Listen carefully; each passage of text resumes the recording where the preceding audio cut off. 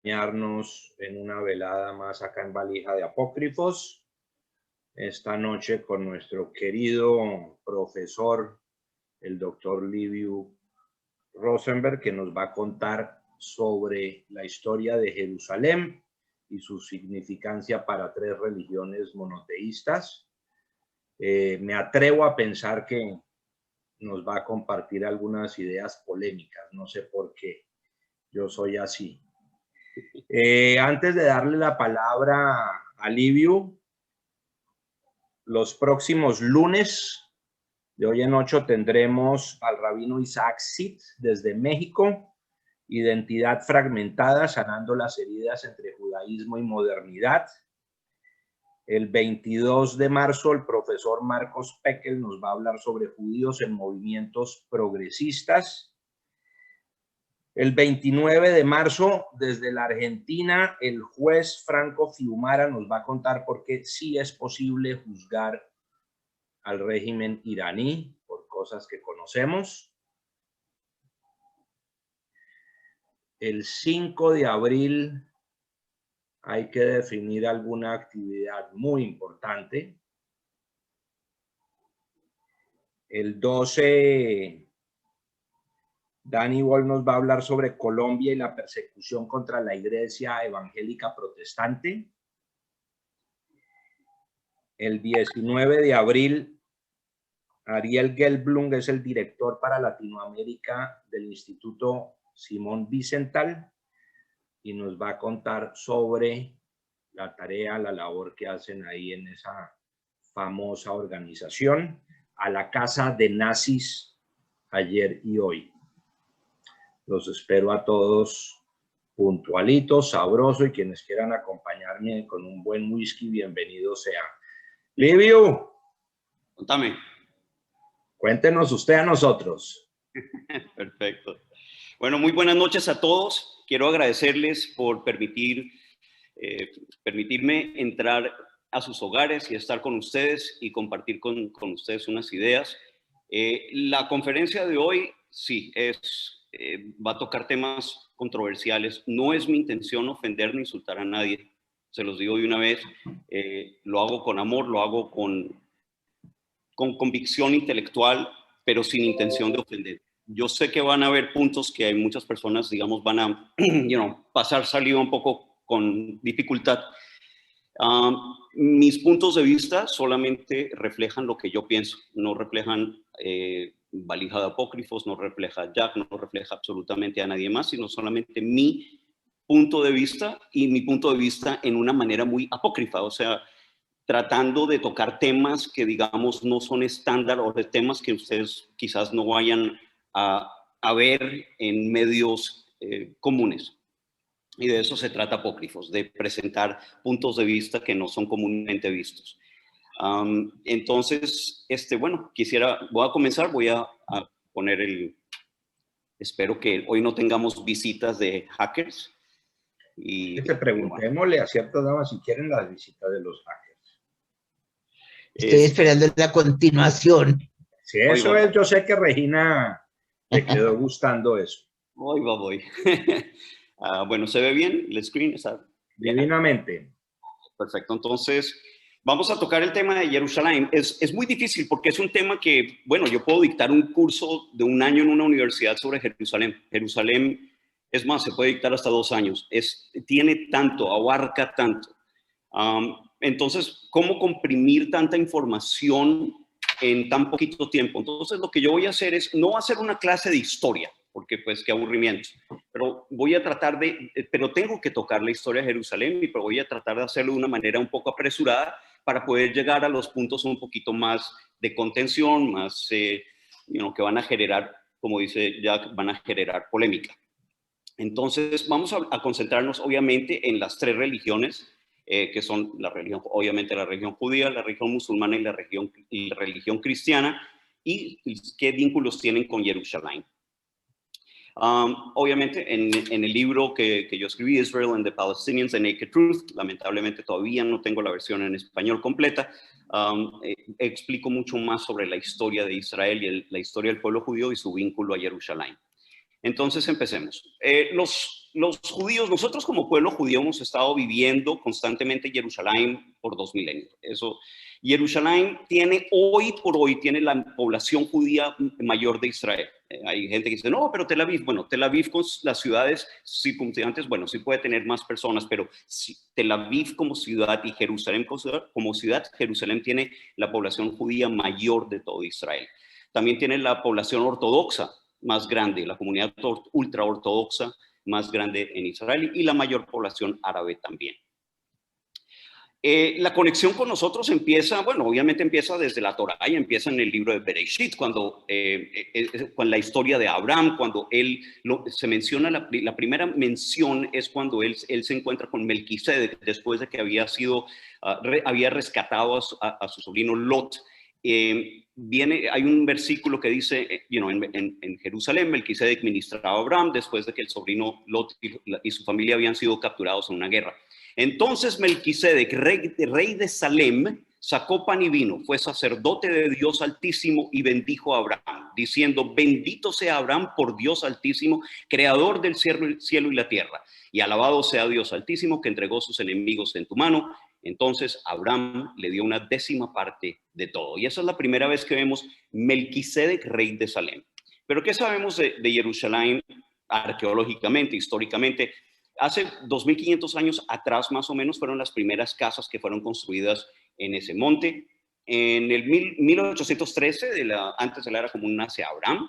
Curiosamente es el año 1948 del calendario hebreo. En el año 1800 las primeras murallas. En el año 1677 antes de la era común, 1600 años antes de la era común, es cuando Abraham ofrece a Yitzhak como sacrificio y Dios lo detiene con el ángel. Todos conocemos a Kedat Yitzhak. En el año 1523 antes de la era común, Jacob y su familia viajan a Egipto para reunirse con Yosef, o sea, abandonan la tierra de Israel. En ese momento, Jerusalén es capturada y conquistada por los jebusitas, a las tribus cananeas que existían en ese entonces. Pero los judíos, obviamente, después de la historia de Moshe y todo, regresamos a la tierra de Israel, y eso ya es el año 1280 antes de la era común. También hay un vínculo cabalista a Jerusalén. Yo no conozco mucho de eso, pero de pronto el rabino Yerushalmi nos puede hablar un poquito más sobre ello. Donde dice que en la Kabbalah, la tradición dice que el monte Moriah es también conocido como Eben Shetiyah, que es la piedra de la fundación. Y es la piedra, obviamente, donde Abraham ofreció a Isaac como sacrificio, y es también el lugar donde Jacob tiene ese sueño de la escalera y él ve los ángeles que van subiendo y van bajando cuando Jacob estaba yendo a la casa de Labán.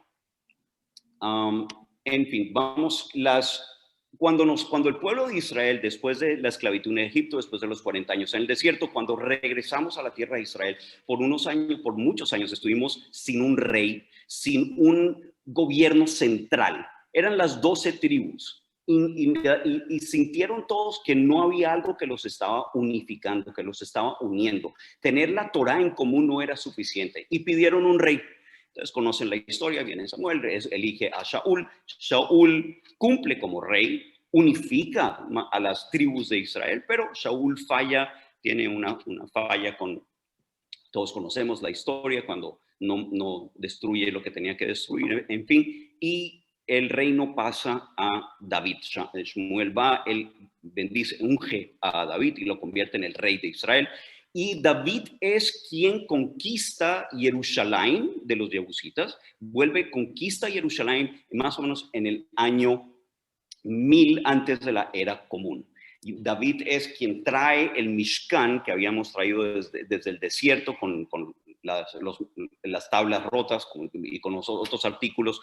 El Mishkan en ese momento estaba en la ciudad, en el Shomrón, en Shiloh. Es una ciudad que ustedes tienen que visitar. El que no haya visitado se está perdiendo de algo absolutamente fascinante.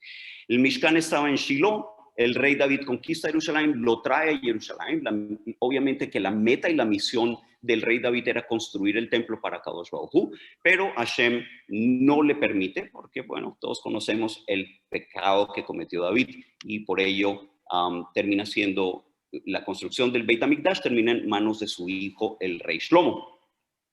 La edad de hierro, como dijimos, en el año 1000 antes de la era común, es cuando David conquista Jerusalén. En el año 960 es el rey Shlomo, Melech Shlomo, que construye el primer templo, el primer Beit HaMikdash.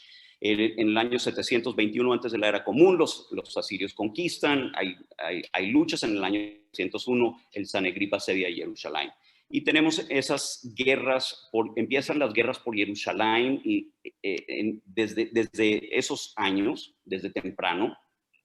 Pero el templo de Jerusalén cumplió con una misión que nada más podía lograrlo excepto su existencia, que era unificar a las tribus de Israel, unir al pueblo judío, porque Jerusalén nos dio una identidad sólida como pueblo.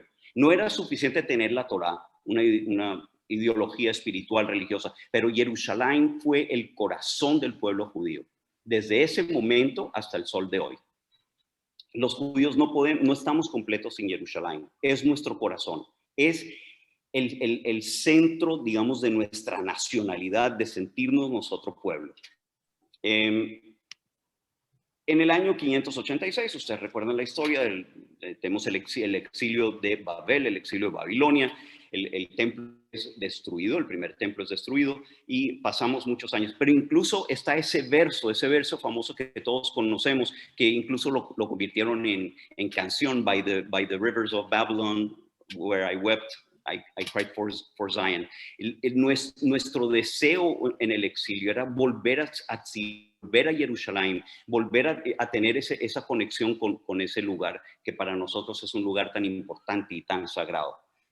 70 años más tarde, después del exilio de Babilonia, somos permitidos, después de que los persas conquistan, somos permitidos de regresar a Jerusalén bajo Zerubabel y Nehemia. Con Nehemia empezamos a reconstruir inmediatamente el Beit HaMikdash, en lo que empieza a convertirse en el segundo Beit HaMikdash. El periodo persa, obviamente dijimos en el año 516, Ciro es quien permite que nosotros regresemos.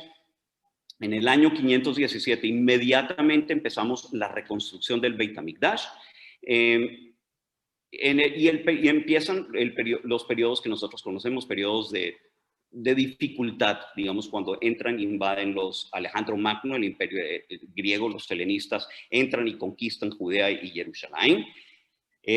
Después de eso tenemos obviamente la rebelión cuando salen los Hashmonaim. Nosotros celebramos Hanukkah todos los años, lo conocemos muy bien y tratamos de ampliar logramos vencer a los helenistas y empieza, bueno, pero lamentablemente al hacer eso invitamos, sin querer queriendo, digo yo, al imperio de Roma. Y cuando llega el imperio de Roma y captura Jerusalén en el año 63 antes de la era común, desafortunadamente cambia la historia nuestra para tiempos difíciles que se vienen encima. Después del... aquí estamos. El segundo Beit HaMikdash, el segundo templo, duró 420 años. Teníamos los sacrificios, el servicio de Hashem. Tuvimos nuestros momentos buenos y nuestros momentos no tan buenos, pero el templo era parte de nuestro servicio. Hacíamos las peregrinaciones, los Shalosh Regalim, hacíamos los servicios a Hashem. En el periodo judío, ya con Herodes, en el año 37 antes de la era común, él es el que realmente le da una belleza extraordinaria al Beit HaMikdash. Construye paredes, construye el patio exterior, realmente embellece y fortalece el Beit HaMikdash y también construye la muralla exterior del Beit HaMikdash. El periodo romano termina con la destrucción del Beit HaMikdash en el año 70. Todo es quemado, todo es destruido en su totalidad, excepto una pared exterior en el lado oeste que nosotros vemos como el Kotel HaMaraví. Durante más de 600 años, el monte del templo era el lugar donde yacía el Beit HaMikdash y donde estaba la roca, que obviamente del monte Moriah, que nosotros sabíamos que Abraham había llevado a sacrificar a Isaac. Es el monte del templo, queda en ruinas. Eso es hasta que llegan los musulmanes, pero ya vamos a llegar a esto. Sin embargo, antes de eso tenemos que hablar, no podemos pasar sin tocar el tema del cristianismo. Obviamente cuando los romanos destruyen el Beit HaMikdash, cuando estamos en la época más difícil, también aparece Pablo en ese momento, y Pablo dice haber tenido una aparición de Jesús. Él viaja de Siria, eso ocurrió en Siria, él viaja a Jerusalén y se encuentra con algunos que habían gente que habían seguidores de Jesucristo, donde habían dicho, de Jesús, perdón, en ese momento era Jesús, y que habían dicho que Jesús había sido el Mesías, y él se reúne con ellos, y él trata de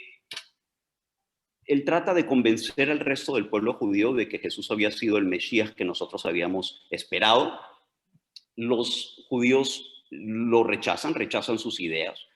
Dicen, obviamente, la razón más importante que fue rechazado era porque no estaba cumpliendo, digamos, con las promesas de los profetas. Los profetas decían, cuando venga el Mesías va a haber paz en la tierra, no va a haber guerra, no va a haber hambre, no va a haber sufrimiento, vamos a llegar a un estado de perfección. Y todo lo que había en ese momento era la destrucción, era un régimen romano sanguinario a no dar más.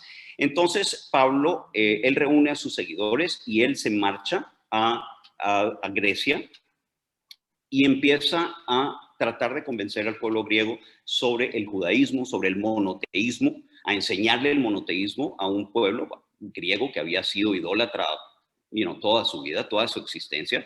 Ellos sabían muy bien que la mitología griega obviamente era solo mitología y era un momento muy clave y muy óptimo para aceptar el monoteísmo.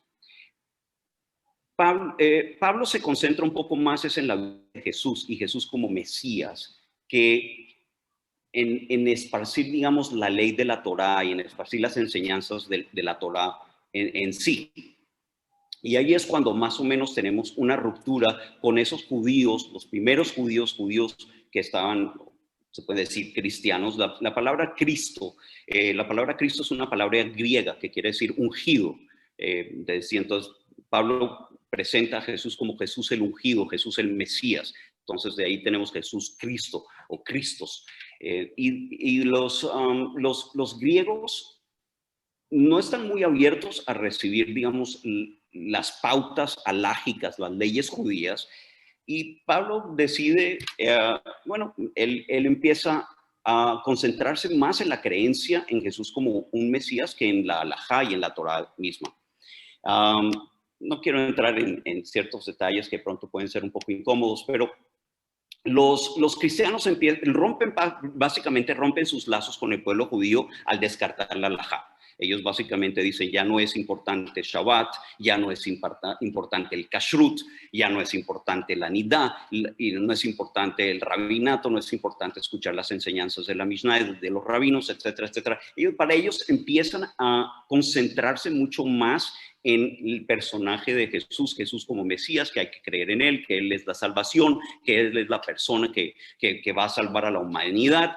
Y los judíos, obviamente que muchos judíos habían sido llevados al exilio por los romanos, y cuando ellos se enfrentan con estos judíos cristianos, rompen sus lazos con ellos y dicen, bueno, nosotros no podemos ser parte de esto. No era por la creencia en Jesús, sino era por su rechazo de la halajá. Era el rechazo de la ley judía. Para nosotros la Torá era algo que tenía que ser eterno porque Dios había prometido que iba a ser eterno. La halajá no era temporal, no iba a ser algo temporal. Y entonces ellos rompen vínculos. En un momento, un poco más adelante, cuando la importancia es en la vida de Jesús para los nuevos cristianos, también Jerusalén y el templo, ya en ese momento destruido, pasan a segundo plano. La iglesia se forma en Roma más adelante, todos conocemos con el rey Constantín, y queda centralizada en Roma. Los judíos, sin embargo, continuamos anhelando el regreso a Jerusalén. Para nosotros, sí, el templo fue destruido, pero continúa Jerusalén siendo parte íntegra de nuestra alma, de nuestro corazón, de nuestras plegarias, de cuando hacemos Birkat Hamazon, de todos nuestros rezos continuamente, un anhelo de algún día regresar. El periodo romano Como les dije, la mayoría de los judíos fueron dispersos y lo único que queda en Jerusalén, queda una minoría, un número muy pequeño de judíos que quedan ahí y quedan constantes. Siempre hay una constante presencia en Jerusalén. Y la única pared que se mantiene es justamente esa pared que nosotros conocemos como el Muro de los Lamentos, porque lamentamos la destrucción del templo, es el lugar donde nosotros llegamos, rezamos, anhelamos que Dios nos escuche, que nos dé el favor y la gracia en sus ojos de poder algún día ver otra vez el Beit HaMikdash y sentir la presencia de Kadosh Baruj Hu otra vez en el monte del templo. Y el Kotel Amaraví se convierte en el lugar donde todos los judíos quieren llegar y queremos llegar al Kotel para poder pedirle y rezarle a Dios para que algún día tengamos nuevamente el Beit HaMikdash. Muchos judíos que no fueron criados, digamos, en un ámbito religioso, creen que el Kotel es el Kotel y que ahí llega nuestro anhelo y que eso es lo más importante, y no lo es una pared exterior del Beit HaMikdash. Para nosotros lo más importante es, Bezrat Hashem, algún día que tengamos nuevamente la presencia del Beit HaMikdash en Jerusalén. Después pasamos a periodos donde la tierra en Israel obviamente es disputada por muchas tribus, muchas fuerzas que vienen, conquistan, salen, unos lo toman con los otros lo toman, y los judíos siempre se encuentran en medio de todas esas batallas. Sin embargo, la tierra, pasa algo muy extraño en la tierra de Israel.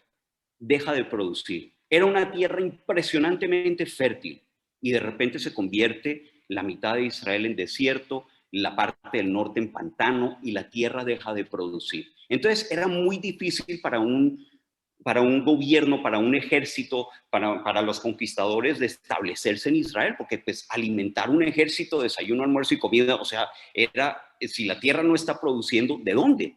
Y se convierte en una tierra árida, una tierra que deja de dar, y entonces era muy difícil tener dominio constante en Jerusalén. Y Jerusalén básicamente pasa al olvido. Se convierte en un anhelo para los judíos que están en el exilio, y se convierte, es una ciudad en el Medio Oriente, que más adelante se convierte también en una excusa para, digamos, las cruzadas, de ir a batallar contra el Islam. Entonces empezamos, después del periodo bizantino, en el año 335 de la era común, la tierra, Jerusalén no tiene ningún tipo de importancia mucho más allá, pero sí, digamos, Helena, que era la madre de Constantino, el emperador Constantino, quien estableció el cristianismo como la religión oficial del Imperio Romano y más adelante bizantino, ella sí construye la iglesia, que es muy importante, la iglesia del Santo Sepulcro en la ciudad vieja de Jerusalén. Pero años más tarde llega el periodo musulmán. En el año 638 el califa Omar llega a Jerusalén. Del 661 al 750 Jerusalén es gobernado bajo la dinastía Omeya de los musulmanes nuevos. Y en el 691 el domo que ustedes ven en la foto es construido y justo lo hacen encima de la piedra de donde había estado el Beit HaMikdash, y la misma piedra donde se decía que Abraham había ido a sacrificar a Isaac. Un poco más allá de la Doma Dorada, más adelante, en el año más o menos 690 y tantos, si no estoy mal, a principios de los 700, es cuando construyen una mezquita, porque la Doma Dorada no es una mezquita, es un monumento sobre el lugar donde está esa piedra, la piedra del sacrificio. ¿Dónde rezan los musulmanes? Rezan en la mezquita de Al-Aqsa, que también se encuentra en el monte del templo, a un costado, y es la cúpula negra. En esta foto no se alcanza a apreciar. Vamos a ver si más adelante. Pero hablemos de quiénes son estos musulmanes, de dónde vinieron, cómo, qué pasó. No existían árabes en Israel. No existían, obviamente, eran judíos, algunas tribus nómadas, tribus idólatras, pero no existían los árabes. Árabes son de Arabia. ¿Qué pasó? En Arabia Saudita, en el año 570, nace Mohammed. Mohammed nace en Meca, donde los Quraysh le al dios Luna, y el dios Luna le tienen el nombre de Allah. Mohammed, muy chiquito, a los 6 años, queda huérfano y es criado por su tío. A la edad de 25, él se casa con Khadija, una mujer de 40. Muchacho de 25 con una mujer de 40, pero ella era una viuda mayor y era muy adinerada. Y Mohammed empieza a aprender muy bien el comercio y se convierte empieza a ser un poco popular entre esas tribus idólatras de Arabia Saudita. No, en Arabia Saudita, recuerden, todas las tribus que vivían en Arabia Saudita vivían de comercio y de robo. Se robaban entre sí y robaban a otros que iban mercadeando camino a Turquía, camino al lejano oriente, atacaban caravanas y robaban, y esa era más o menos su vida. Pero ¿qué pasa? Estas tribus de Arabia Saudita eran todas idólatras y habían más o menos 300 diferentes dioses. En Meca había una piedra negra que era, al parecer, era un meteorito que cayó en algún momento, y de ese meteorito ellos lo veían como algo extraño, como algo supernatural, y ellos construyeron una caja encima de ese meteorito llamada la Kaaba. Y en esa Kaaba pusieron pequeños estantes donde cada tribu ponía su dios. Entonces los 300 ídolos de las 300 tribus de la Arabia Saudita, ellos se reunían una vez al año en Meca, donde no hacían guerra entre ellos, donde hacían una paz, una tregua, se hacían paz, celebraban, festejaban, y después del mes cada uno iba a su lugar y empezaba otra vez las mismas redadas y las mismas luchas y las mismas peleas entre ellos y con otros. Mohammed está muy molesto por la idolatría. Él estudia un poco de los judíos que están en esa época, muchos que habían salido del exilio romano, que estaban viviendo en Arabia Saudita. También aprende sobre cristianos que habían pasado por el área, y él se enamora de la idea de que existe solo un Dios y que todos estos ídolos es algo horrible. Para él era más que horrible. Y él empieza a tratar de difundir el monoteísmo en la península arábica. Empieza a reportar que él tuvo unas revelaciones del ángel Gabriel en una cueva. Durante 23 años el ángel Gabriel estuvo indicando a Mohammed, enseñándole sobre el monoteísmo, sobre Dios, a quien él llama Allah, y cómo se debe de vivir, y que el monoteísmo es lo más importante, y que rendirle servicio a Allah es la única manera de obtener la salvación, etcétera, etcétera. Sin embargo, él no es muy popular. Las personas que realmente lo apoyan es su esposa Khadija y su tío Abu Bakr, pero cuando Abu Bakr muere, Mohammed contrae matrimonio con una niña de 6 años, Aisha. Claro que no consume el matrimonio hasta que ella tiene 9. En ese momento, Mohammed era bastante mayor, en sus 60.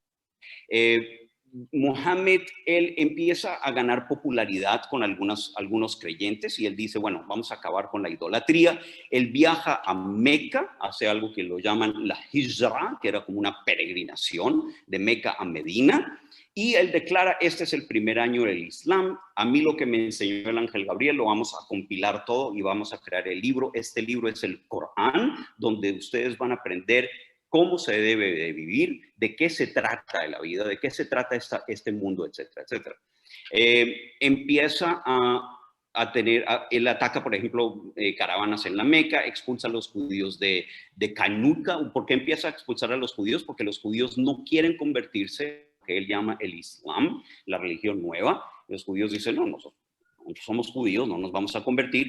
Y Mohammed, él empieza a tomar rabia contra los judíos y contra cualquier otra persona que no quisiera aceptar su religión. Él ordena el asesinato a Abu Bakr. Algunos detalles, la batalla de Uhud, hay unas batallas que pierde, unas batallas que gana, pero él termina siendo victorioso en contra de los judíos en Quraiza, y también el tratado de Hudbadiyya en Meca, donde lo aceptan a él y aceptan su religión, y en ese momento las tribus de Arabia Saudita se unen todas bajo el digamos, la bandera de Islam y aceptan el Corán como la palabra de Allah y Mohammed su profeta. Y la religión empieza a crecer, pero es una religión que crece por medio desafortunadamente, de la violencia. Incluso cuando Mohammed muere, él muere en el año 632, a la edad de 63, por una fiebre. Las conquistas del Islam empiezan a expandir al resto del mundo. Y es preciso, el mundo del Islam, hay que entender, el mundo del Islam se compone en dos fases. Dar al-Islam, que es todo lo que ya está bajo el control del Islam, y Dar al-Harb, todo lo que debe caer bajo control del Islam. Entonces, los islámicos consideran que los judíos y los cristianos somos dhimmi. ¿Qué quiere decir dhimmi? Ciudadanos de segunda categoría. Sin embargo, las órdenes de Mohammed eran acabar, aniquilar y destruir a todos los idólatras. Pero los cristianos y los judíos no son considerados idólatras, porque somos monoteístas, creemos en un solo Dios. Entonces, dice, a los judíos no se les va a matar, a los cristianos no se les va a matar, pero como ellos han rechazado la palabra de Muhammad, entonces ellos van a ser ciudadanos de segunda clase, a lo que nos llaman los dhimmi. Entonces, esos somos nosotros, dhimmi, en los ojos del Islam. Entonces, si nosotros, por ejemplo, vivimos en un país islámico, tenemos el estatus de dhimmi, que quiere decir ciudadano de segunda clase, no tenemos muchos de los derechos que ellos tienen, no podemos votar, obviamente, no podemos tener ciertos trabajos. Si un judío está caminando en una acera y un musulmán está caminando en la misma acera, el judío debe bajar de la acera, debe agachar su cabeza, no podemos tener ningún tipo de arrogancia en frente de un musulmán, y tenemos que pagar un impuesto por no ser musulmanes. En fin, vamos a seguir con la historia y el vínculo a Jerusalén, si no nos desviamos completamente. Omar llega en el año 638 y ellos quieren crear, como se están expandiendo y ya van a entrar en África, y después de África incluso llegan a entrar en Europa.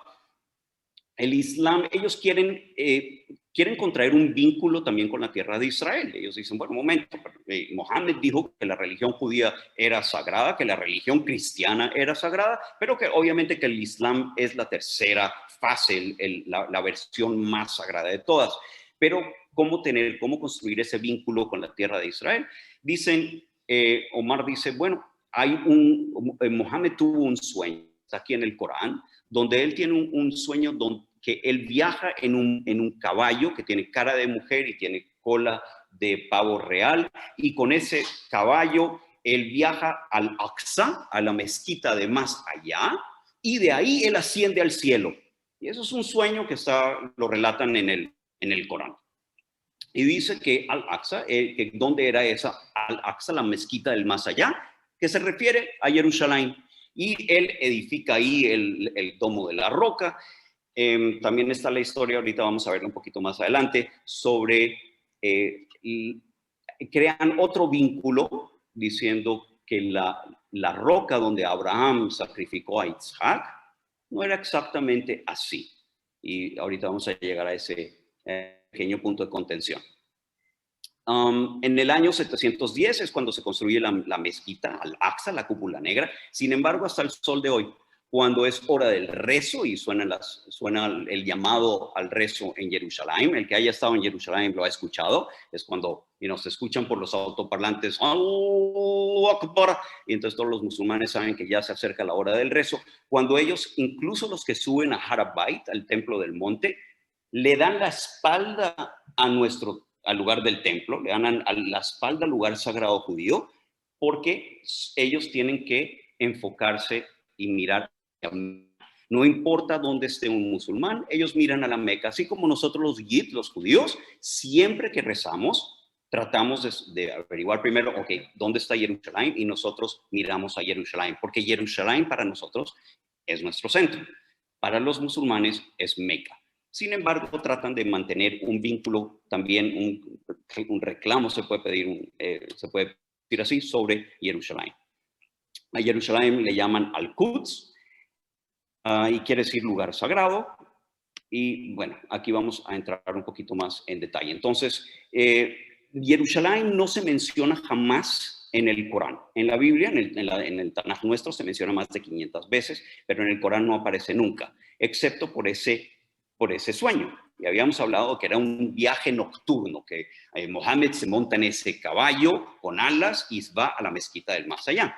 El problema es que ese sueño era en el año 621 y la mezquita no se construye hasta el año 710. Entonces, ¿cómo pudo Mohammed tener un sueño de que viajaba a la mezquita del más allá si no existía la mezquita más allá? O sea, la mezquita del más allá había sido entendido anteriormente de que se refería a alguna mezquita cerca a Medina. Pero ellos dicen, no, bueno, es una visión futurista, etcétera, etcétera. Ok.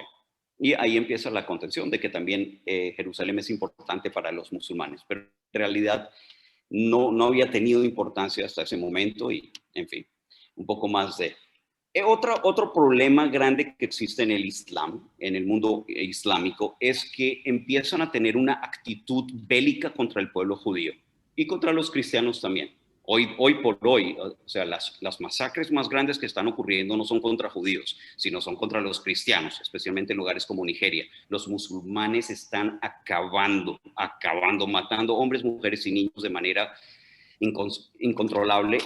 Y tienen esa actitud bélica en contra de cualquiera que no acepte el Islam. Desafortunadamente tiene sus bases en sus escritos. En el Corán encontramos como mátalos donde quiera que los encuentres, así serán recompensados los incrédulos, o sea, llamados nosotros los dhimmi, los no creyentes. Dice, los judíos y los paganos arderán para siempre en el fuego del infierno, son las criaturas más viles de todas. Eso está en Al-Bayyina. Muchos son los rabinos y los monjes que defraudan a los hombres de sus posesiones y los apartan del camino de Allah.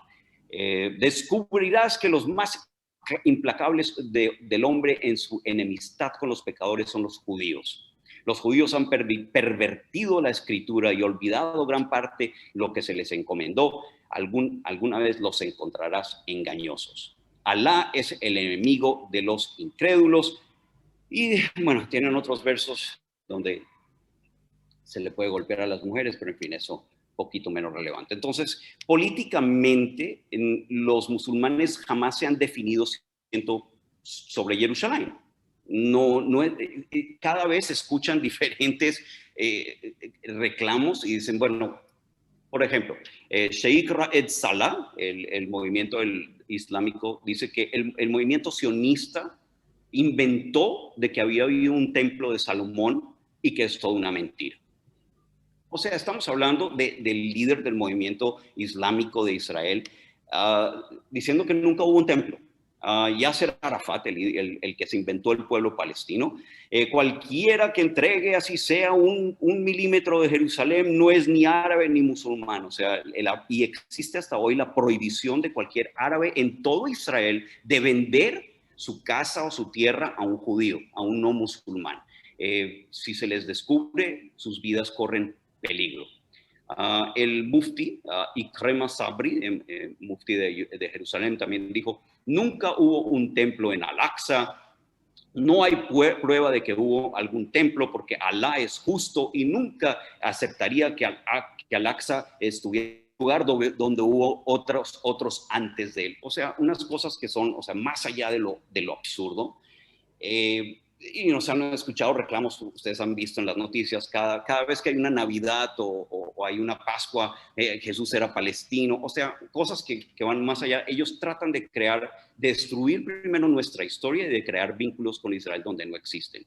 Desafortunadamente, una de las cosas que están haciendo ellos, porque ellos tienen dominio sobre el monte del templo, ellos se han metido debajo y están destruyendo todas las pruebas arqueológicas del Beit HaMikdash, y no hay nada que nosotros podamos hacer porque ellos se les dio control de esa área y desafortunadamente están haciendo unos daños arqueológicos e históricos que van a ser irreparables.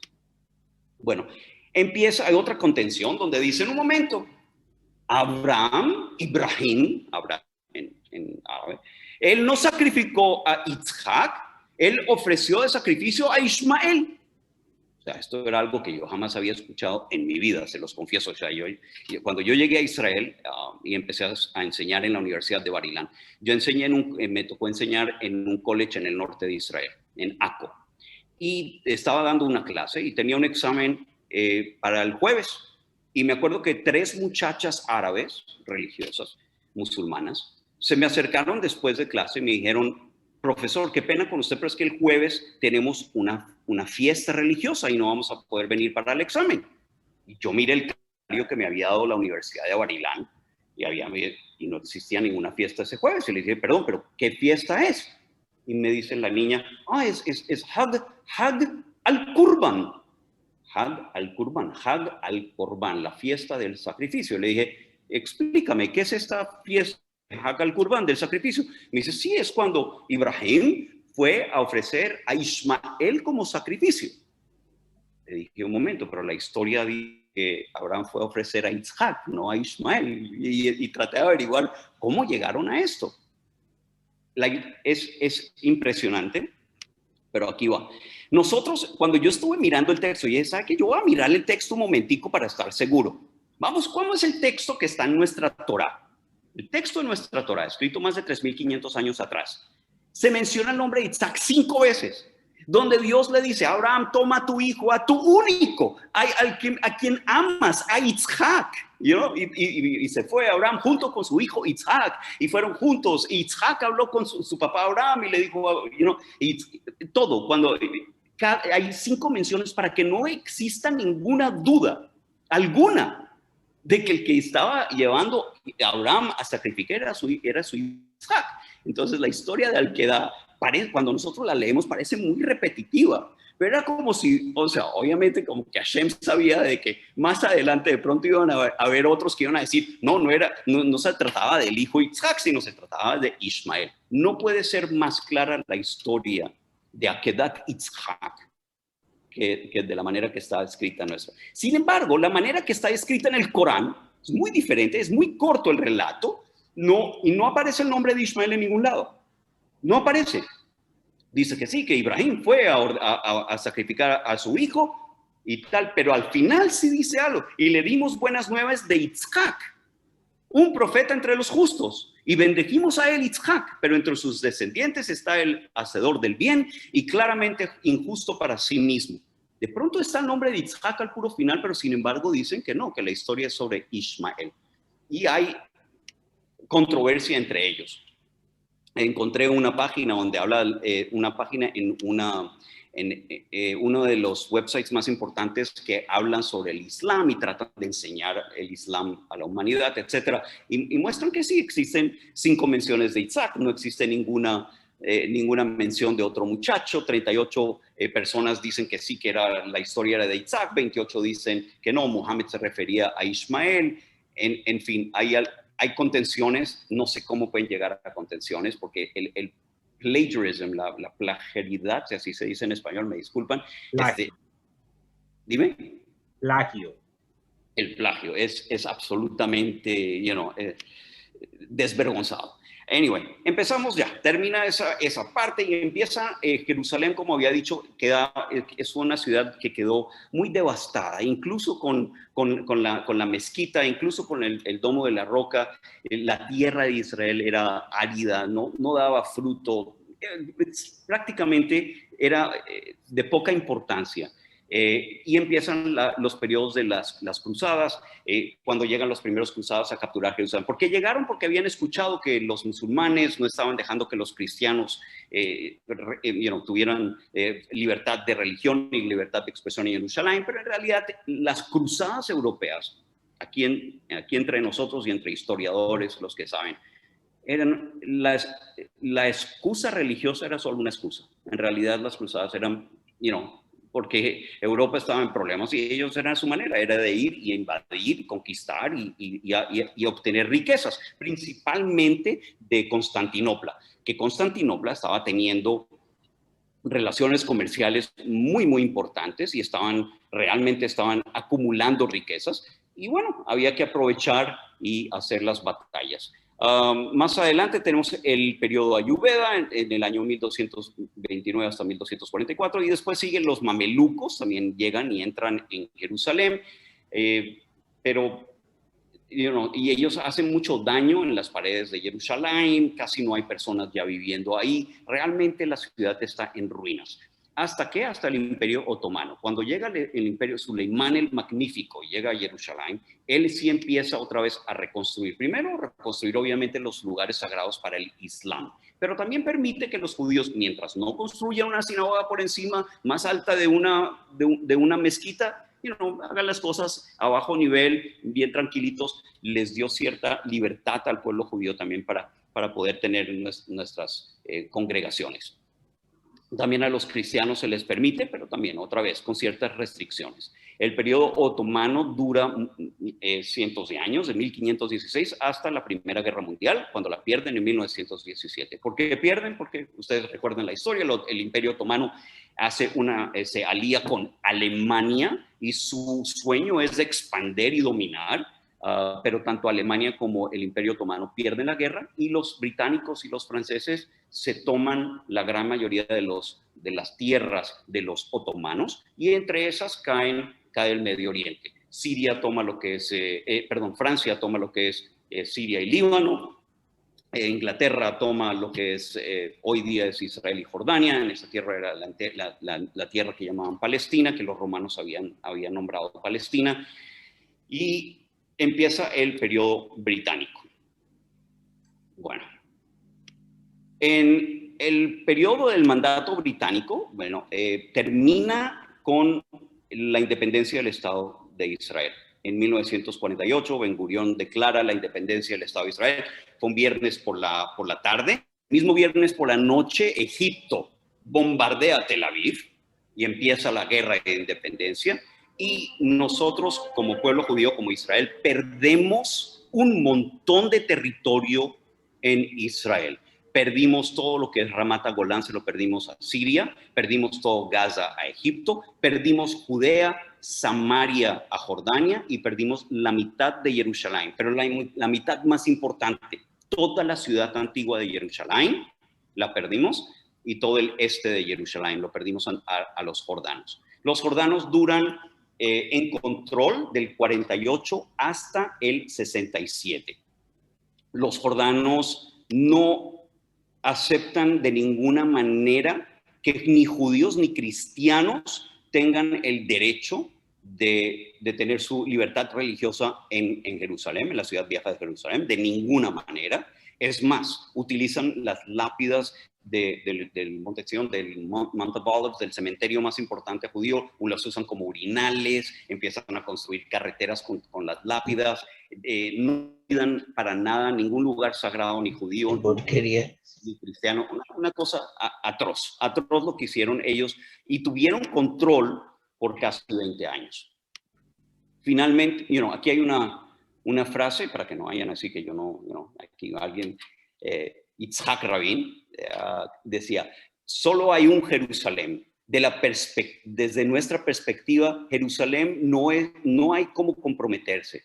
Jerusalén fue nuestro, será nuestro y por siempre jamás será nuestro. Es las palabras del primer ministro Yitzhak Rabin.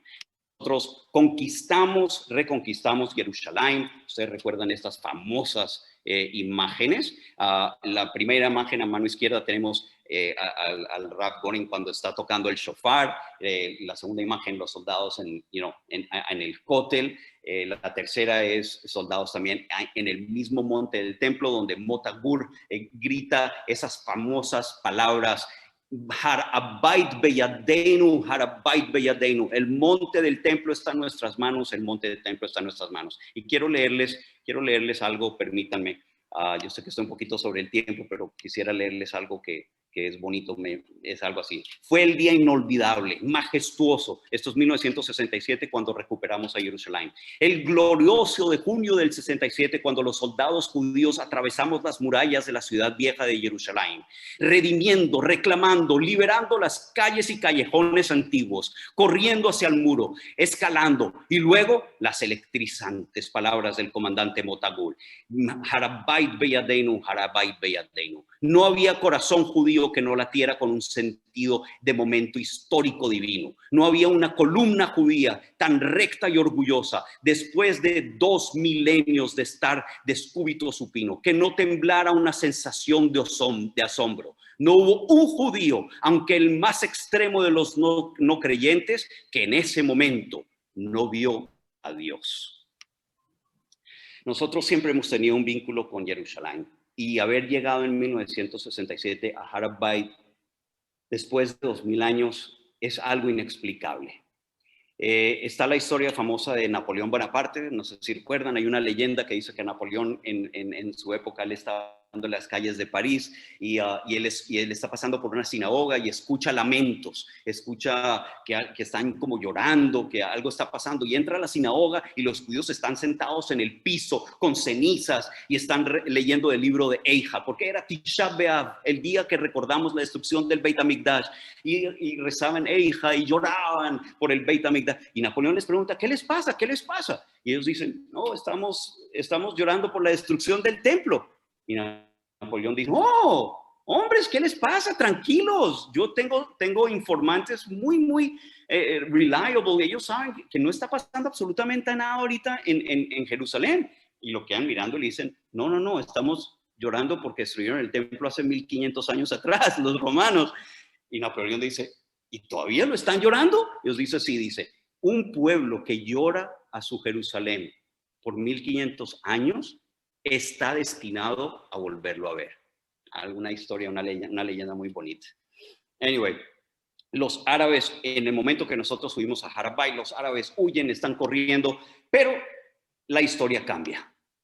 Nosotros cambiamos el destino judío por paz. Preferimos la paz con el mundo árabe. Moshe Dayan, el general que estaba encargado de la incursión en Jerusalén, le entrega las llaves del templo del monte a la Waqf, a la autoridad religiosa musulmana. Y les dice, nosotros no vamos a destruir la cúpula dorada. Ellos pensaban que nosotros ya íbamos a poner explosivos, íbamos a acabar con eso y acabar con esa mezquita que está ahí al lado y ya se acabó. Ahí alcanzan a ver, en esta foto sí se alcanzan a ver la cúpula negra, que esa es la mezquita que está enfrente de la cúpula dorada. Y ellos pensaban que ya, o sea, los judíos después de 2000 años, o sea, nosotros, si fuéramos nosotros, lo destruíamos en 5 minutos, o sea, y ellos no pueden creer que Moshe Dayan dice, no, nosotros queremos que ustedes continúen acá, que recen a Dios, que recen a su Alá, que crean en su Muhammad, en su Corán, que tengamos paz, que vivamos juntos, que vivamos como hermanos. Y le entrega Har HaBayit, el lugar más sagrado del pueblo judío, se lo entrega a la autoridad religiosa musulmana. Si los judíos nos vamos a quedar afuera, en la pared de afuera con el cótel, ahí estamos bien, estamos tranquilos. Nosotros nos quedamos en la pared de afuera en el cótel, ustedes se quedan con Har HaBayit, pero hagamos shalom, hagamos paz. Todos saben la historia, como Yasser Arafat recibió la paz. La recibió con bombas en nuestros buzos, restaurantes, matando hombres, mujeres y niños, sin tregua alguna. La explosión terrorista más grande, porque por fin tenían esperanza, por fin sabían de que ellos iban a poder algún día lograr sacar a los judíos, porque los judíos no estaban apreciando lo que tenían y estaban dispuestos a entregar Har HaBayit. Entonces, eso era una indicación de que el pueblo musulmán iba a poder conquistar todo Jerusalén y todo Palestina. Y por eso el canto de Yasser Arafat se escucha hasta hoy en todas las universidades en Europa y las universidades en Estados Unidos y en donde quiera que ustedes vayan. Dicen, free, free Palestine, from the river to the sea, Palestine will be free. Desde el río hasta el mar, Palestina será libre, donde no nos dejan ni un centímetro para el pueblo judío. Sin embargo, nosotros somos quienes somos. Nosotros respetamos que ellos estén en Har HaBayit, que ellos recen, que ellos tengan libertad religiosa, que los cristianos tengan libertad religiosa en Jerusalén y donde quiera que se encuentren en Israel. Nosotros no somos como los jordanos, ni somos como los musulmanes, ni somos como los cristianos cuando estuvieron con las cruzadas que nos prohibían rezar y mataban a judíos por izquierda y por derecha. Nosotros sí queremos paz y sí queremos convivir y sí queremos que todos estemos juntos. Miren esta increíble foto de cuando Jordania tenía lo que hoy es Mamila, el centro comercial adyacente a la ciudad vieja de Jerusalén. Lo que nosotros hemos hecho comparado con lo que ellos hacen. Pero nosotros somos así. Nosotros entendemos que nuestra misión en este mundo es ser Or LaGoim, una luz a los goim, y no podemos ser una luz matando y destruyendo, sino trayendo paz. Una luz dando la mano, siendo personas tolerantes y no como ellos. En fin, hay unos versos donde explica cuál es nuestra misión como pueblo judío, etcétera. No vamos a entrar en eso. Pero entonces, si los cristianos pueden predicar en Jerusalén, si los musulmanes pueden predicar en Jerusalén, si todos tenemos libertad religiosa, ¿cuál es el problema? Bueno, con el pueblo cristiano tuvimos también un gran desacuerdo. Un gran desacuerdo. Bueno, aquí hay unas frases, voy a entrar un poco en la polémica. Ustedes saben muy bien que Roma se convirtió en el centro de la religión católica por muchos años, hasta que llegó Martín Lutero y el reformismo, el movimiento reformista. Pero el movimiento reformista también trajo algo que fue duro para el pueblo judío.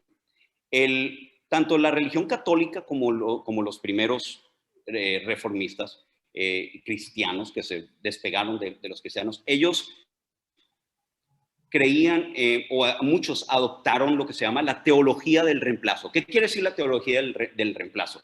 La teología del reemplazo dice que el pueblo judío ha sido, por rechazar a Jesús, rechazar la creencia que Jesús era el Mesías. Entonces, al rechazar a Jesús, nosotros ya no somos el pueblo elegido de Dios. El nuevo pueblo elegido de Dios son quienes aceptan a Jesús, y el nuevo Israel es la iglesia. Y esa es la teología del reemplazo. De Pablo viene donde dice, ahora las promesas fueron hechas a Abraham y a su descendencia, y no dice, dice, y a las descendencias, no dice a las descendencias, sino a la descendencia, refiriéndose solo a Cristo, ¿no? Y conocen muy bien el versículo que dice, yo soy el camino, la verdad y la vida, ningún hombre viene al Padre sino por mí. Y de repente presentan una frase que excluye el resto de la humanidad. El que no cree en Jesús no puede llegar a Dios. Y eso crea una enemistad, o quizás algo que un antisemitismo que va a perdurar por muchos años. Obviamente culmina con el Holocausto. Bueno, no culmina con el Holocausto, pero el Holocausto es el punto más difícil para nosotros. Las ideas de Martín Lutero, que los judíos son culpables de crucificar a Jesús, son culpables de deicidio, y empiezan a culparnos por, básicamente por todo, que nosotros habíamos sido el pueblo elegido y ahora ya no lo somos, y esa es la teología de reemplazo. Sin embargo, también históricamente el reformismo y la teología del reemplazo viene de Juan Calvino, pero es más acentuada por Martín Lutero. Martín Lutero, fundador del protestantismo, era también un apasionado antisemita y era un creyente en la obediencia absoluta de la autoridad política, y él quería que Alemania se librara de los judíos. Martín Lutero fue seguido siglos más adelante. Él fue la inspiración tanto para Adolf Hitler como para Göring, para Himmler y Max Schumann y otros. Vamos a ver por qué. ¿Qué versículos pudieron haber sido difíciles que vienen de Martín Lutero? Entonces dice, bueno, eres de tu padre el diablo. Era intolerable para ellos escuchar que no eran de Abraham, sino los hijos del diablo. Ni pueden escuchar esto hoy. Ahora he aquí estas personas miserables, ciegas y sin sentido. Su ceguera y arrogancia son tan sólidas como una montaña de hierro. Y se refiere así a los judíos de una manera muy difícil de aceptar. Por lo tanto, debes de estar en guardia contra los judíos, sabiendo que donde quiera que tengan sus sinagogas, se encuentran nada más que en guarida de demonios. No son más que ladrones. Si tuviera que refutar a todos los demás artículos de la fe judía, debería estar obligado a escribir contra tanto y durante tanto tiempo que hayan utilizado para inventar sus mentiras, por más de 2000 años. Por lo tanto, los cristianos a su vez estamos obligados de no tolerar su blasfemia descarada y consciente, salvar nuestras almas de los judíos, es decir, del diablo, de la muerte eterna. Primero que sus sinagogas sean incendiadas. No solo su creencia es falsa, sino que seguramente están poseídos por todos los demonios. Afortunadamente, no todos aceptaron esta ideología de teología del reemplazo.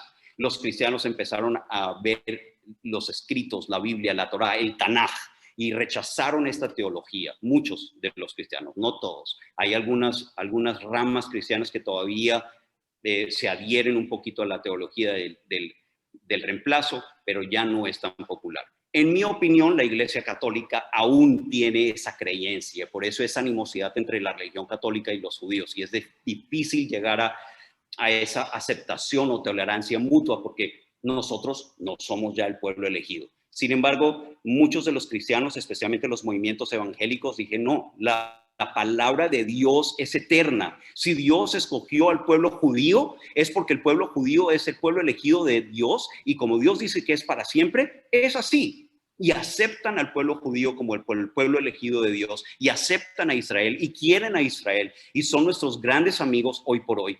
Y no puede haber algo más bello que eso. Ojo, ellos dicen, nosotros estamos equivocados por no creer que Jesús es el Mesías. Eso, sin lugar a duda. Pero por lo menos no tienen esa intolerancia. Dice, bueno, cuando Jesús vuelva, ahí se van a dar cuenta que nosotros teníamos razón y todos vamos a vivir en paz. Mientras tanto, se tienen que cumplir las profecías judías del Tanaj, las profecías de Ezequiel, de Ishayahu, de Yirmiyahu, se tienen que cumplir. Y por eso cristianos evangélicos ayudan a los judíos a hacer aliyá y ayudan para que Israel sea fuerte, para que todos los judíos lleguemos a Israel. Y una vez que todos los judíos cumplimos esas promesas de los profetas de regresar a nuestra tierra y regresar a Jerusalén, ellos creen que Jesús va a hacer su segunda llegada. Está bien, y yo lo respeto y lo quiero y muy chévere, me parece súper bien. Eso es tolerancia, eso es respeto mutuo, eso es amor. A mí me parece algo que yo he trabajado con iglesias evangélicas por más de 15 años. He llevado a cientos de grupos a él, a hacer peregrinaje, ellos hacen sus bautismos en el río Jordán, y los llevo a Getsemaní, los llevo a todos lados, en el mar de la Galilea, donde Jesús caminó, en el agua donde hizo el milagro de los pescados. Y me encanta estar con ellos, y me encanta ver esa pasión que ellos tienen y ese amor. Ellos bendicen a Israel cada vez, como nosotros, como hacemos Birkat. Ellos antes de comer bendicen a Israel. Bendicen a Israel. O sea, qué cosa tan linda. Y ese es el futuro nuestro. Aquí tengo unas imágenes, hay un par de imágenes que tengo acá que son de Vicky, que no pudo estar aquí con nosotros esta noche, y les manda a todos 1.000.000 de besos y cariños. Vicky en este momento se encuentra en lugares en Colombia muy peligrosos, donde existen esas comunidades, donde aman a Israel, movimientos evangélicos, iglesias evangélicas que nos quieren mucho y que quieren al pueblo judío, y ella está allá, y wow. Vicky, cuando veas la grabación, todo mi amor y todo mi cariño. Israel hoy por hoy, si ustedes tienen la oportunidad de viajar en Israel en la época de Sukkot, van a ver las marchas que hay de los movimientos evangélicos mundiales. O sea, mire, cristianos de Corea, cristianos de Nigeria, cristianos de todos los rincones del mundo que vienen a rezarle a Israel, a compartir con nosotros, y ellos pueden rezar y ellos pueden alabar y pueden estar entre nosotros, y nosotros les damos la bienvenida, porque nosotros creemos en Shalom, creemos en paz, creemos en esa hermandad. Para mí eso es algo bello, es importante. Los católicos tienen su iglesia del Santo Sepulcro y tienen sus diferentes lugares de importancia religiosa. Curiosamente, también tengo que mostrarles un lado que no es tan simpático. Imagínense que desde ese momento que Moshe Dayan le entregó las llaves del Waqf, las llaves del templo del monte, a la autoridad musulmana, los judíos no podemos rezar en Har HaBayit. No podemos subir a Har HaBayit para rezar. Hoy por hoy podemos subir a visitar. Tenemos ciertas horas cuando se nos permite subir al lugar más sagrado nuestro. Esto es algo, para mí es insólito, pero bueno, no solamente que tenemos horas restringidas de cuándo podemos subir, nos acompañan los policías hombro a hombro, paso a paso. Cuando ven que un judío dice la palabra Shema Israel, inmediatamente nos arrestan y nos sacan de ahí, del monte del templo. tenemos prohibido, es el único lugar en Israel que un judío tiene prohibido rezar. No podemos rezar en nuestro lugar más sagrado, en Har HaBayit. Anyway, hay otros judíos ultraortodoxos o más ortodoxos que no suben a Har HaBayit porque dicen que no se sabe exactamente dónde estaba el Mishkan, cuál era el Kodesh HaKodashim, y por lo tanto nosotros, como tenemos impureza, no deberíamos de subir. Hay otros que dicen no, hay lugares específicos donde sí podemos subir, pero desafortunadamente no podemos rezar. Yo creo que eventualmente nos van a permitir. Hasta hace poco hubo un cambio enorme, y pasó creo que hace como un mes y medio o 2 meses atrás, si no me equivoco. Hay un par de fuentes de agua en Har HaBayit.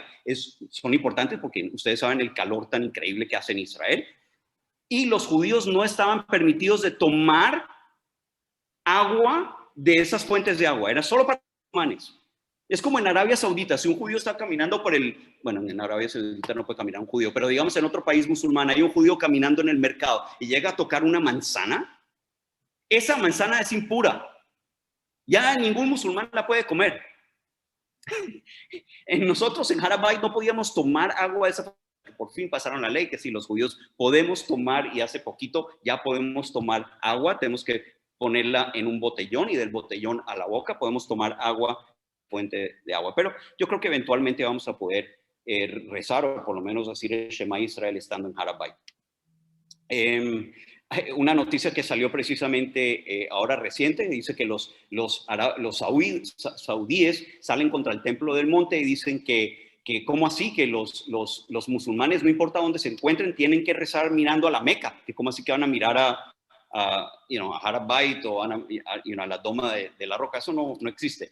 Y Tassam de Marruecos dice que sí, el monte del templo no es de particular importancia para los musulmanes y espera la construcción del tercer templo y la llegada de la paz con todos los pueblos. Algo me pareció muy curioso que él haya salido y diciendo eso en público. Pero también tenemos, por otros lados, noticias no tan buenas, como sale un líder musulmán de los palestinos y dicen, solo habrá paz cuando los judíos sean eliminados. Los musulmanes vivirán en edad de oro después de que los judíos sean asesinados y cuando regrese Jesús.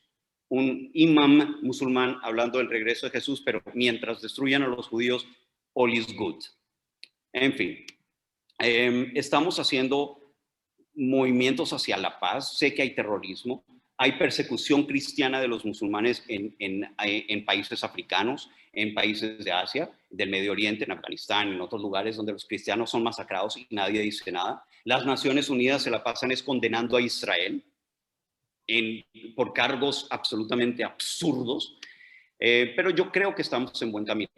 Estábamos en mucho mejor camino cuando Donald Trump era presidente. Yo sé que a muchos se les ve el estómago cuando me oyen decir eso, pero Donald Trump realmente ayudó montones a que el Estado de Israel forme paz con países árabes que nosotros nunca habíamos soñado que íbamos a tener paz con ellos.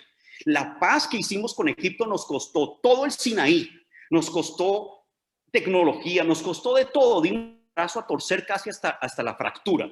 La paz con Jordania, agua del Kineret, y compromisos a ayudar a Jordania en agricultura, compromisos, un montón de compromisos. Pero esta paz que forjamos ahora, tanto con los estados árabes como con Bahrein, y ahorita estamos con Marruecos, con Sudán, son tratados de paz verdaderos, donde yo quiero paz, tú quieres paz, vamos a hacer paz, vamos a hacer intercambios de tecnología, intercambios culturales, intercambios turísticos. Hoy por hoy puedes viajar a Dubái y vas a encontrar comida kosher en el restaurante de Dubái.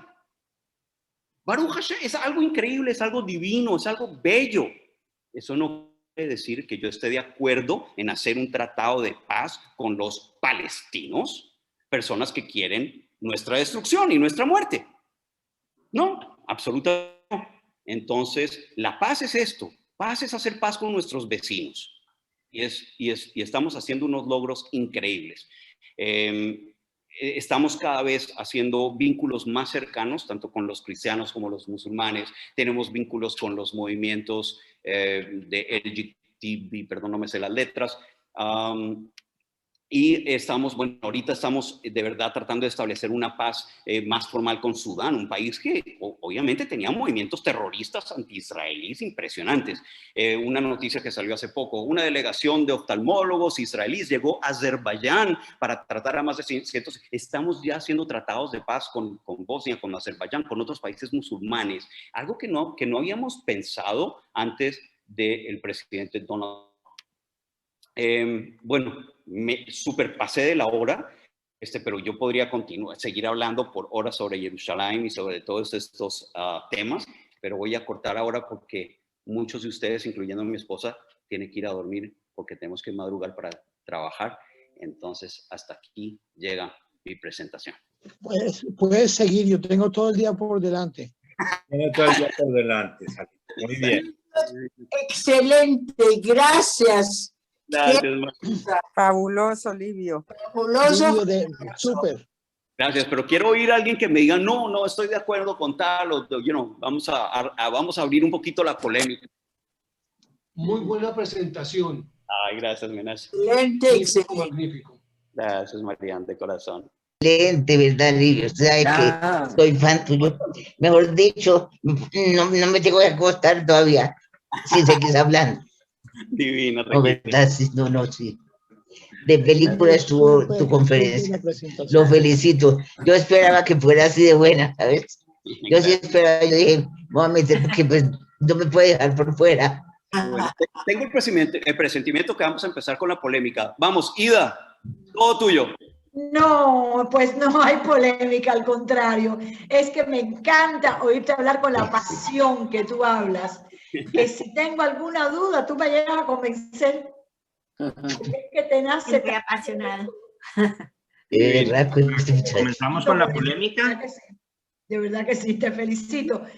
Tengas o no la razón, estás tú tan convencido de lo que estás diciendo que eso ayuda mucho a que uno piense que sí, de verdad que sí. Te felicito. Gracias. Además que tiene mucho conocimiento también de todo. Sí. Eso sí. Gracias. Todo un catedrático. Sobre todo, de todo. Me cuesta mucho hacerlo en español. O sea, mi idioma, yo escribo es en inglés, pienso en inglés. Me cuesta muchísimo trabajo hacerlo. Menos mal que te cuesta trabajo. Pero Livio, pero tú estudiaste aquí en Bogotá, en el colegio. Pero me fui hace 40 años. Wow.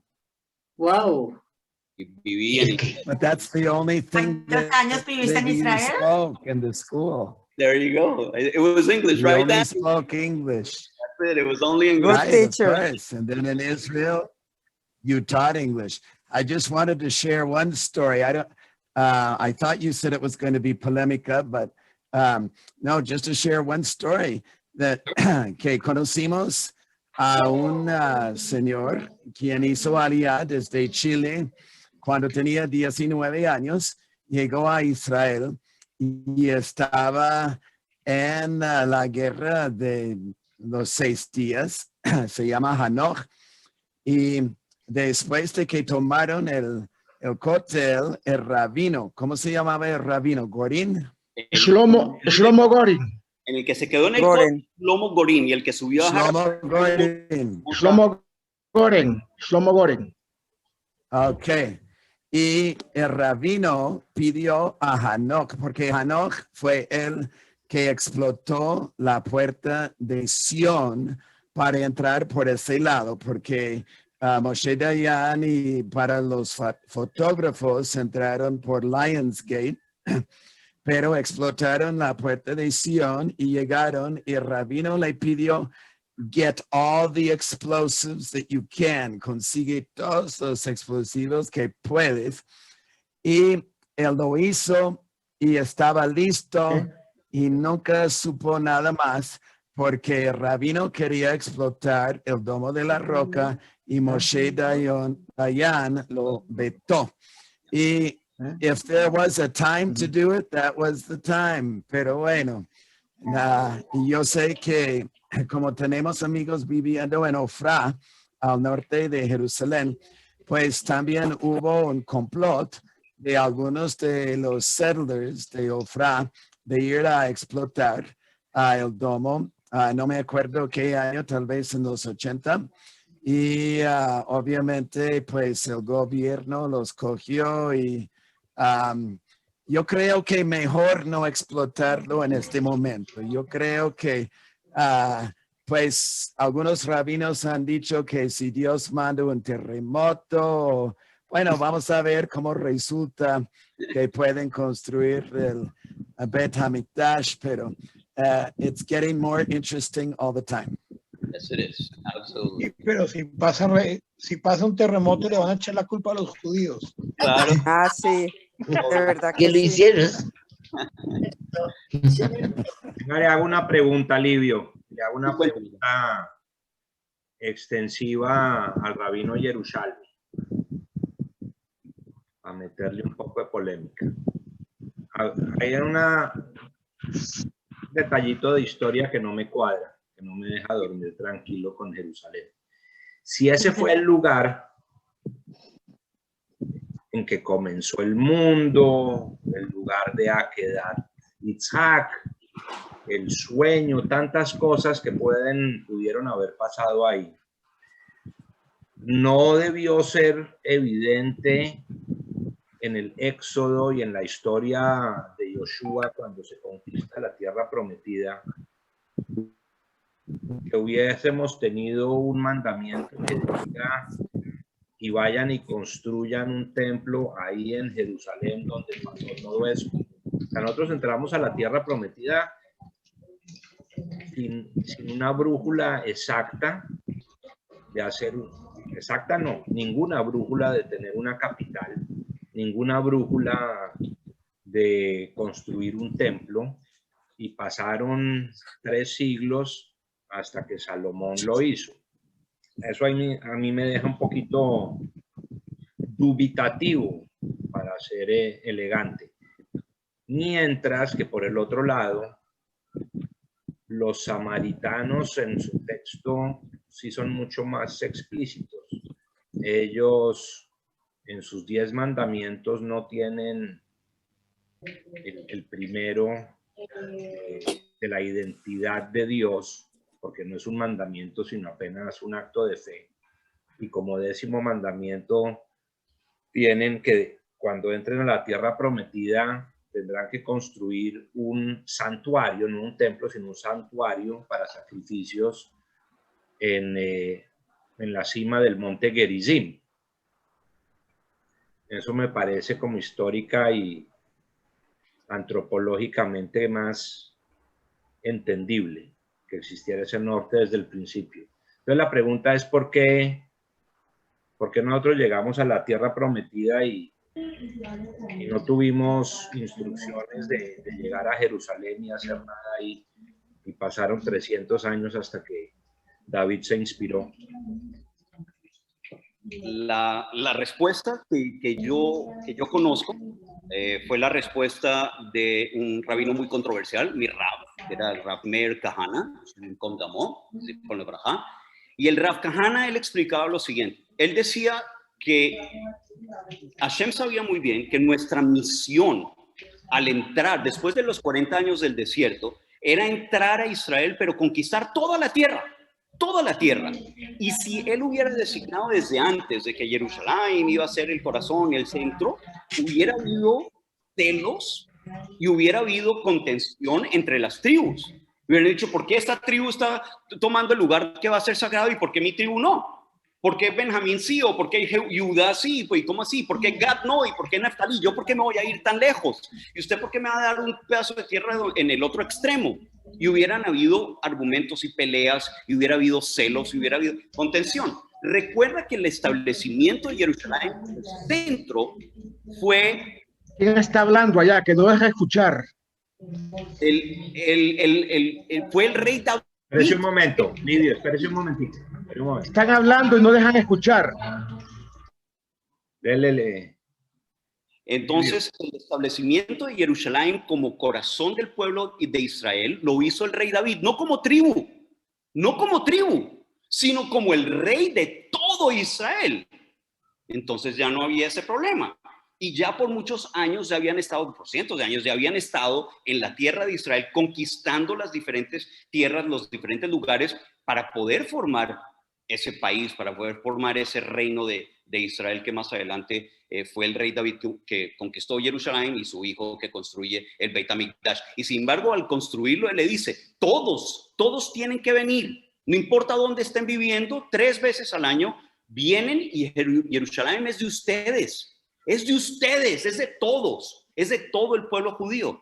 Pero a mí también me hubiera parecido, en ese orden de ideas, coherente, que así como Dios dice, y sabiamente, creo que somos los únicos que tenemos sacerdotes sin tierra, a diferencia, digamos, de los estados vaticanos, ¿no?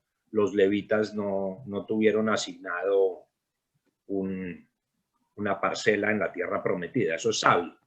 En ese mismo orden de ideas, bien pudo haber dicho Dios, y en esta zona neutral, hagan el templo, y eso no pasó.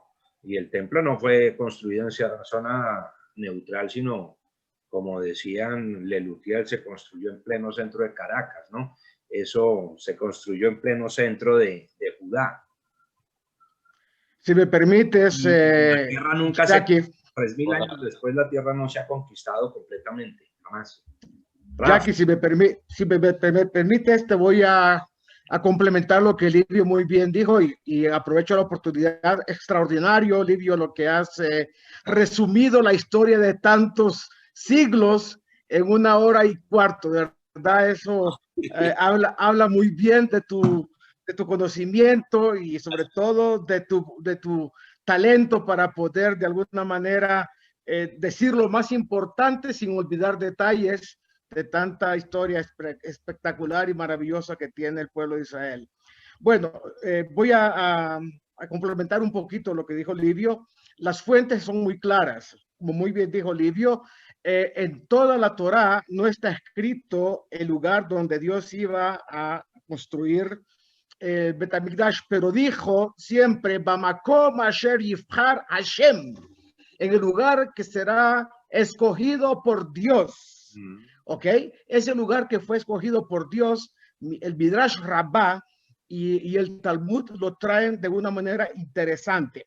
Primero, hay una mitzvah, está escrito, en el momento de entrar a la tierra de Israel, 3 mitzvot debe el pueblo de Israel de cumplir, casi que de inmediato. Primero, lo primero que es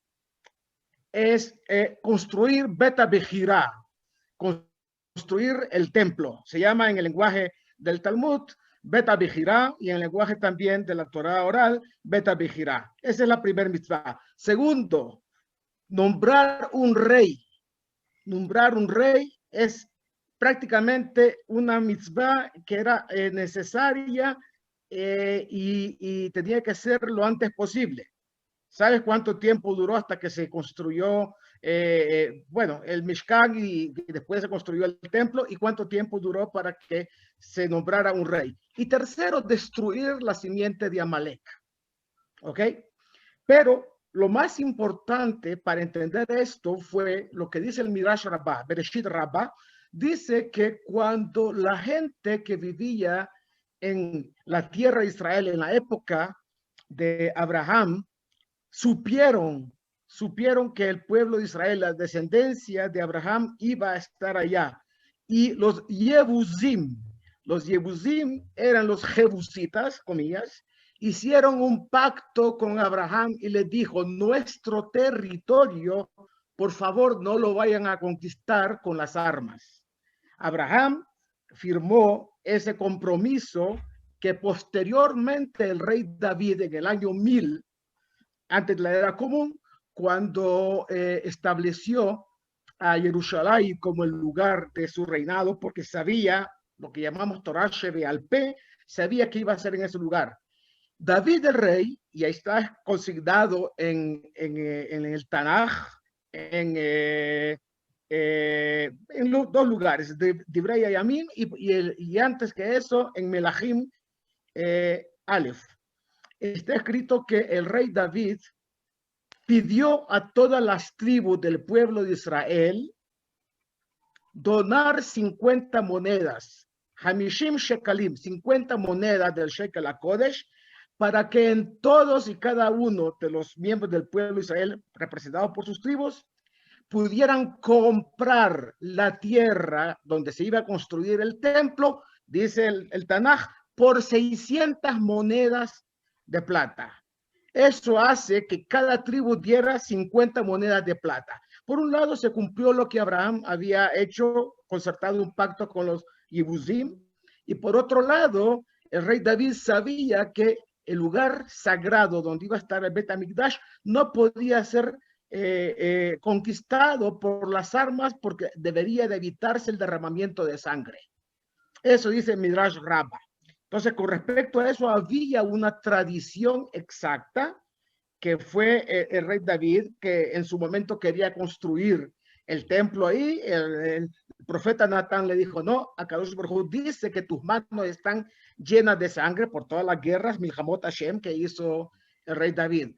Pero claramente sí había conocimiento. El Maharal de Praga lo trae también en su libro Netzach Israel, Geburat Hashem, y ahí dice exactamente todo esto, cómo desde la salida de Egipto ya había claridad de ese lugar. Primero, porque sabíamos que ahí fue Akedat Yitzhak.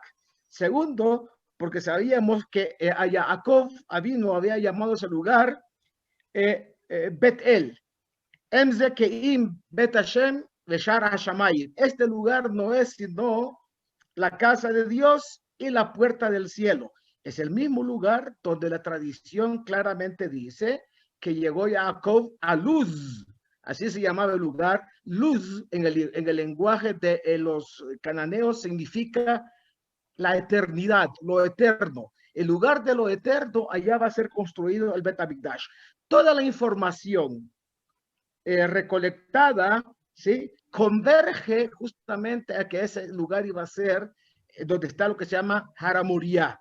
Ahí justamente se llama Har HaMoriah, y ahí justamente fue donde Abraham hizo Akedat Yitzhak, que no es el sacrificio, sino el amarramiento, comillas, de Yitzhak. Entonces sí tenemos tradición y sí hay información clara que no está, por supuesto, develada de manera correcta por las razones que muy bien mencionó Livio. No querían que el pueblo de Israel, por sus tribus, tuvieran en un momento determinado una pugna y decir, bueno, ¿a dónde vamos a aceptar esto? ¿Por qué no en mi tribu? Y justamente, fíjate bien que no es raro todo el tema. Cuando Binyamin, que parte del Bet HaMikdash está en su tribu, y Yehudá, que parte del Bet HaMikdash está en su porción de tierra, tenían un pacto tácito para que eso en algún momento se llevara a cabo y a efecto, incluso prácticamente después de la salida de Egipto. Por supuesto, los planes de Dios eran otros y bueno, se llegó a construir, fue posteriormente por el rey Salomón. Quien puso las pautas fue el rey David, con esa explicación de Torah oral que tenía él en sus manos, digamos. Y esa es la razón. Gracias, Gracias, Raf. Preguntas, comentarios. No, agradecerte, Livio, fue muy, muy enfocada. Sobre todo tocaste muy equilibradamente todos los temas y todas las áreas. Y pienso que cuando las personas tenemos más acceso a leer la escritura, que es el legado del pueblo judío, empieza a despejarse muchas oscuridades que se tienen, que han sido transmitidas. Entonces llega luz y empieza a surgir ese amor por Israel, porque empezamos a tener más cerca a la experiencia de Abraham, de Moisés, y eso nos ministra mucho y nos anima cada día a leer salmos. Es emocionantísimo y es muy apropiado, hacen viva esa palabra. Y por eso se ha tergiversado mucho ese concepto antiguo del pueblo cristiano hacia el judío. Ya se ha torcido totalmente y se ha tenido mucha más luz y mucho más amor hacia Israel. Gracias, muy, muy especial. Gracias a ti. Otra cosita, Livio, ¿qué significa Jerusalén? No nos mencionaste qué significa Jerusalén. Bueno, estaba cuando... Etimológicamente hablando, quiero decir. No, ahí sí el experto eres tú. Sí, es curioso, hay varias opiniones. Sí. Hay varias opiniones sobre ese tema. Yerushalayim, hay una opinión que dice el lugar de la perfección. Shalayim, perfección en plural para todos, probablemente una alusión a las 3 religiones monoteístas, probablemente. Pero también Yerushalayim significa el temor a Dios completo. De Yirat Shamayim, Yerushalayim. Es una explicación interesante que escuché y estuve buscando información escrita, no vi nada, pero sí alusión a que se trata de eso, sí. Entonces... Pero tú no creías que yo iba a pisar los talones, ¿no? No, para nada, no, pero interesante porque también hay discusión sobre ese tema. Y otra cosa que es una curiosidad. Sí, otra cosa que es una curiosidad. Todo tiempo que los judíos no estuvieron en Jerusalén, la palabra Jerusalén no se escribió con la Yud. Se escribió Jerusalén sin Yud. ¿Sabías eso? Cuando los profetas hablaron de la instrucción, después del primer exilio, ¿sí? Los profetas hablaban, y vas a ver en el Tanaj, aparece Jerusalén sin la letra Yud. La letra Yud alude, sí, mira un Tanaj común y corriente en hebreo, vas a ver que aparece Jerusalén sin Yud. Pero cuando los judíos están allá en Jerusalén, la Yud está presente en la palabra completa. Bueno, la Yud alude a Yid, ¿no? Judíos, los judíos que están allá, según un word que escuché de un rebe. Y segundo, la Yud esa alude justamente a la Yud que de alguna manera es el comienzo de toda la creación de Dios. Si se acuerdan cuando hablamos que un punto se extiende y cuando escribimos las letras hebreas, siempre cualquier letra hebrea comienza con una Yud y termina con una Yud. Rav, hay algo que yo no encontré, estaba tratando de buscar ese dato para poder incluirlo. Yo recuerdo sí, más o menos a principios de los 1800, que alguien le pregunta al que era en ese momento el líder digamos, el rabino número 1 en Europa, y le preguntan a él, ¿cómo vamos a saber, cuándo vamos a saber que se acerca la redención? ¿Cómo vamos a saber? Y él dice, muy fácil, miren la tierra. Que la tierra estuvo árida, vacía, o sea, no produjo más desde el momento que los romanos destruyeron el templo hasta que nosotros regresamos, esa tierra no valía un centavo. Exactamente. Entonces, cuando la tierra empieza a dar su fruto, ahí es. Pero sí, no me acuerdo quién, no me acuerdo. Bueno, lo que yo tengo conocido es que fue, hay 2 versiones, una que fue el Hatan Sofer, que era Rabbi Moshe Schreiber, ese era el apellido de él, que estaba en Bratislava, ¿ok? Y la otra versión es que era el suegro del Rav Kook. Mira. Aderet, si te acuerdas, el rabino se llamaba Rav Eliyahu Teomim, que fue conocido con el Aderet. Fue uno de los suegros porque el Rav Kook se casó 2 veces, ¿no? Su primera esposa falleció. Sí, entonces el Aderet dice que es. Y el Rav Kook lo tiene en uno de sus libros que es, ya te voy a decir cómo se llama, se me acaba de escapar de la, donde está hablando de Geulat Israel. Creo que se llama Orota Geulah. Ahí habla sobre ese tema. Cuando usted vea que la tierra de Israel produzca frutos, y no cualquier fruto, aquel que ha probado un fruto de la tierra de Israel, una cereza de la tierra de Israel, un jugo de rimonim, cuando uno va, digamos, a Matzada y todo eso, y siente la delicia que se llama Mamash Gan Eden, todo eso. Entonces, ahí está claro que cuando eso se produzca, es cuando empieza lo que se llama Reshit Geulateno. Y esa es la emuná que tenemos, así es. Y nadie pudo, mira que Mark Twain visitó la tierra de Israel en 1800 y piquito, no recuerdo la fecha exacta, y escribió, no veo sino tierra shemamá, árida, no veo sino moscas en los rostros de los que están viviendo, digamos, en los kefarim, en los no hay nada. Y justamente fue la señal de que Dios dijo, ningún pueblo va a poder asentarse en este lugar de manera permanente porque la tierra no lo va a soportar ni va a dar su fruto. Mira ahora, ese país, le Mufet y le Tiferet, que ese Jesús tan grande tiene nuestra generación. Amén. Y gracias a nuestros hermanos Amén. que nos quieren y nos Rabino. apoyan. Así es. Y el nombre. que está haciendo paz con nosotros. Me parece divino. Estamos en tiempos muy interesantes. Correcto. Parece que Daddy dijo algo. Perdón, Jackie. Y el nombre, el nombre Yerushalmi. Entonces, cuéntanos. Claro, Yerushalmi ¿Qué es el significado de Yerushalmi? Yerushalmi es de Jerusalén, el de Jerusalén. Sí.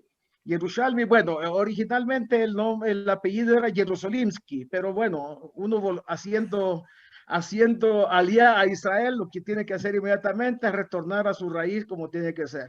Y gracias a Dios yo estoy equilibrado. Por un lado Ashkenazí, por otro lado Sefaradí. Entonces, está muy bien eso. Muy bien. Eso es el Yerushalmi. Yerushalmi, perdón, ¿es el gentilicio de Jerusalén? Exactamente. Ah, ok. Sí, todo lo que es Yerushalmi, Talmud Yerushalmi, cuando hablamos, por ejemplo, de los barrios de Jerusalén, se dice Shkunot Yerushalmi. ¿Sí? Sí, Es lo que en gentilicio. español se dice jerosolimitano. Exactamente. Así Ok. es. Muy bien. Así es. Livio, felicitaciones. Muy buena su charla. Lo felicito. Extraordinaria, Livio. Muy Extraordinaria. interesante. Como Muy siempre. equilibrado, porque es difícil hablar de esos tres temas al mismo tiempo, pero muy equilibrado. Felicitaciones. No, yo te digo que yo puedo dictar un curso de 20 horas sobre Jerusalén. O sea, traté de comprimirlo más. No, ya ¿Cuándo empieza? tenía todo el tiempo para seguir, pero yo creo que don Jackie ya tiene su tiempo limitado, pero puede haber una parte 2 y una parte 3, ¿no? Y 4, y 5, y 6, y hasta... Sí, verdad que sí, a ver si hacemos otra. Gracias, Jackie, muy interesante. Gracias, Rabino, por su atención. Gracias a todos. Quiero felicitar. Felicito. Inscribo de una vez al curso de las 20 horas. Me dices, por favor, cuándo va a ser, porque no me lo quiero perder. No me lo quiero perder por nada del mundo. Bueno, Yo tampoco. Extraordinario. Sería muy bueno, Livio. Tomo Sí. en consideración. Oye, de verdad, muchas gracias a todos, de verdad, por dejarme entrar a sus casas y compartir con ustedes. Realmente es que vale la pena, de verdad que sí. Gracias, Muy gracias. bueno, muy bueno. Buenísimo. Gracias. Bueno, entonces Muy a bien. todos muchísimas gracias. Gracias a ustedes. Nunca los queremos despedir, pero toca que Encantado de despida. tenerlo acá nuevamente. Vaya preparando Tofnit para una próxima oportunidad. Y nos vemos entonces de hoy en 8 para Por escuchar al supuesto. rabino Isaac Sitz, Identidad Fragmentada, sanando las heridas entre judaísmo y modernidad. Interesante. Va a estar bueno, sí. Pero organiza otro con Livio. Jackie, mil gracias, Livio, felicitaciones y mil gracias también a ti. Livio, Súper. Cuando le llegue el libro, ¿no? No, claro que sí, Jackie, mil gracias, lo estoy esperando con ansia. Quiero hacer una charla con mi prima Sandra, que a todo el mundo le fascina también. Mañana, pues. Me gustaría hacer una con ella sobre Sigmund Freud. Así que estaremos hablando para que nos pongas en el calendario y hacemos una charla conjunta de Sigmund Freud. Muy bien. Para mañana. Déjame decir, el complemento Mañana es de tarde. Yerushalmi también excelente. Diga, El complemento Livio. a lo tuyo de Mucho gusto. Yerushalmi, excelente también. Con mucho gusto. Sigmund Freud, ¿con qué? Deme algo ahí picantico. Sigmund Freud y... Déjame hablar con Sandra primero y entonces arreglamos los detalles. Sexo del judaísmo. Él era judío. Algo Oiga, pero era judío. Pero ya el nombre de Sigmund Freud ya es picantico ya. Pero Y no por chiven a Livio y Livio, no Sandra. chiven a Livio, que Livio quiere guardar el secreto. Ya llegará. Bueno, muchas gracias a todos. Gracias de nuevo. Gracias a ti, gracias, te felicito. Buenos días, don Hasta Salud. mañana el resto si quieres. Muchas gracias, buenas noches. Buenas noches a todos. Buenas noches. Hasta luego, chao. Buenas noches a todos. Hasta luego todos. Jackie, muchas gracias por permitirnos esto siempre todos los lunes. Ay, Empezar muy bien siempre. La semana. Semana, sí. La unidad. Correcto. Sí. Mantenernos unidos también. Buenas noches. Además, importante. Buenos Buenas días, noches a Gonzalo. todos. Buenas noches. Hasta luego.